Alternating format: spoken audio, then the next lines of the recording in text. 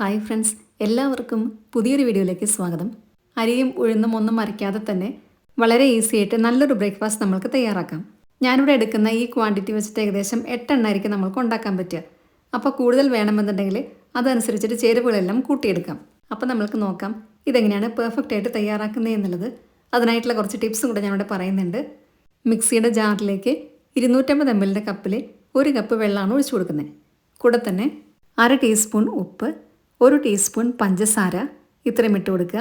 ഇനി വേണ്ടത് തേങ്ങ ചിരവിയതാണ്. 1/2 കപ്പ് തേങ്ങ ചിരവിയത് ഇട്ട് കൊടുക്കുന്നുണ്ട്. തേങ്ങ ചിരവിയത് ഇട്ട് കൊടുത്തു കഴിഞ്ഞാൽ ഈ ദോശയ്ക്ക് ഒന്നും കൂടി ടേസ്റ്റും ഉണ്ടായിരിക്കും, അതേസമയം സോഫ്റ്റും ആയിരിക്കും. പിന്നെ വേണ്ടത് അരിപ്പൊടിയാണ്. 250 ml കപ്പിൽ 1 കപ്പ് തരിയില്ലാത്ത വറുത്ത അരിപ്പൊടിയാണ് ഇട്ട് കൊടുക്കുന്നത്. അപ്പത്തിനും ഇടിയപ്പത്തിനൊക്കെ എടുക്കുന്ന വറുത്ത അരിപ്പൊടി. ഇനി ഇതെല്ലാം കൂടെ നല്ല പേസ്റ്റായിട്ട് അരച്ചെടുക്കുക. തേങ്ങയെല്ലാം നല്ലപോലെ അരഞ്ഞു കിട്ടണം. അതിന് വേണ്ടിയിട്ടാണ് 1 കപ്പ് വെള്ളം മാത്രം ഒഴിച്ചത്. ഇനി നമുക്ക് ഇതിനകത്തേക്ക് 1 കപ്പും കൂടെ വെള്ളം വേണം. മിക്സിയുടെ ജാറിലേക്ക് 1 കപ്പും കൂടെ വെള്ളം ഒഴിച്ചിട്ട് അതും കൂടി ഇതിനകത്തേക്ക് ഒഴിച്ചു കൊടുക്കുക. എല്ലാം കൂടെ നല്ലപോലെ ഇളക്കി കൊടുക്കുക. ഈ മാവിന് റെസ്റ്റ് ചെയ്യാനൊന്നും വെക്കേണ്ട ആവശ്യമില്ല. നല്ല ലൂസായിട്ടുള്ള ബാറ്റർ ആയിരിക്കണം. അപ്പോഴാണ് നമ്മൾക്ക് ഈ ദോശ പെർഫെക്റ്റ് ആയിട്ട് കിട്ടുക. ഇപ്പോൾ ഇതോടെ കറക്റ്റായിട്ട് കിട്ടിയിട്ടുണ്ട്. ഇനി ഒരു നോൺ സ്റ്റിക്ക് തവയോ അല്ലെങ്കിൽ ഇരുമ്പിൻ്റെ ദോശ തവയോ എടുക്കാം. ഇരുമ്പിൻ്റെ ദോശ തവയാണെങ്കിൽ കുറച്ച് നല്ലെണ്ണ ഒഴിച്ച് ഉള്ളി വെച്ചിട്ടൊന്ന് തേച്ച് കൊടുക്കുക. ഇനി ഈ തവ നന്നായി ചൂടായതിന് ശേഷം മാത്രം നമ്മൾ ബാറ്റർ ഒഴിക്കാൻ പാടുള്ളൂ. അപ്പോഴാണിത് കറക്റ്റായിട്ട് കിട്ടുക. ഈ തവ ശരിക്കും ചൂടാവാതെ ഒഴിച്ചു കഴിഞ്ഞാൽ ദോശയിൽ ഹോൾസ് ഒന്നും തീരെ വരത്തില്ല. ഞാനിവിടെ എടുത്തിരിക്കുന്നത് കുറച്ച് വലിയ തവയാണ്, അതുകൊണ്ടാണ് 2 സ്പൂൺ ഒഴിക്കേണ്ടി വന്നത്. ചെറിയ തവയാണെങ്കിൽ 1 സ്പൂൺ തന്നെ നമ്മൾക്ക് മതിയായിരിക്കും. ഇനി ഇത് മീഡിയം ഫ്ലെയിമിൽ 1 മിനിറ്റ് മാത്രം വെക്കുമ്പോഴത്തേക്കും മായി കിട്ടും. അടച്ച് വെക്കേണ്ട ആവശ്യമില്ല. തുറന്ന് വെച്ച് ഇതിൻ്റെ സൈഡിൽ നിന്നൊക്കെ ഇതുപോലെ വിട്ട് വരാനായിട്ട് തുടങ്ങുമ്പോൾ മടക്കിയിട്ട് കൊടുക്കാം. ഈ ദോശ തിരിച്ചിടേണ്ട ആവശ്യമില്ല. 4 മടക്കിയിട്ട് നമ്മൾക്ക് പ്ലേറ്റിലേക്ക് വെക്കാം. ഇതേപോലെ തന്നെ എല്ലാം തയ്യാറാക്കി എടുക്കുക. നമ്മൾ സാധാരണ ദോശ മുരിയിച്ചെടുക്കുന്ന പോലെ ഒരുപാട് ബ്രൗൺ കളർ ആകേണ്ട ആവശ്യമില്ല. ഇതിൻ്റെ കൂടെ ഞാനൊരു ചട്നിയും കൂടെ തയ്യാറാക്കിയിട്ടുണ്ട്.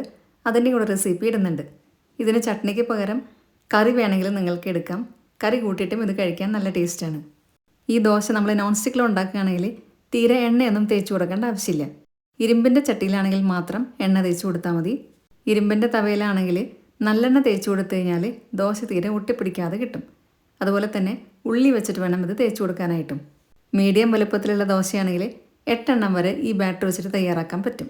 ഇനി ചില അരിപ്പൊടിക്ക് കൂടുതൽ വെള്ളം വേണ്ടി വരും.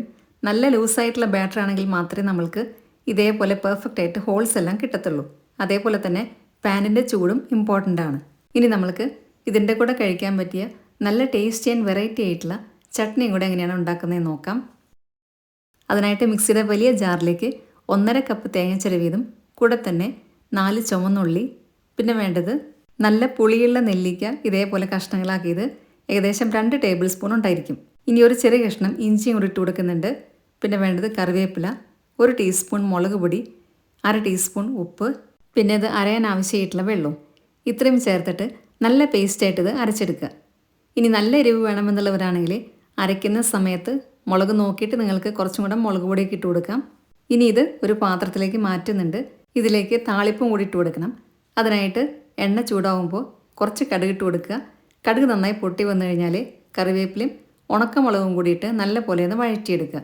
ഇനി അത് ഈ ചട്നിയിലേക്ക് ഇട്ട് എല്ലാം കൂടെ നല്ലപോലെ മിക്സാക്കി കഴിഞ്ഞാൽ നല്ല ടേസ്റ്റി ആയിട്ടുള്ള ചട്നി ഇവിടെ തയ്യാറായി കഴിഞ്ഞു. ബ്രേക്ക്ഫാസ്റ്റിനായിട്ട് അരി വെള്ളത്തിലിടാൻ മറന്നുപോയ ദിവസങ്ങളിലൊക്കെ ട്രൈ ചെയ്യാൻ പറ്റിയ നല്ലൊരു വിഭവം കൂടിയാണിത്.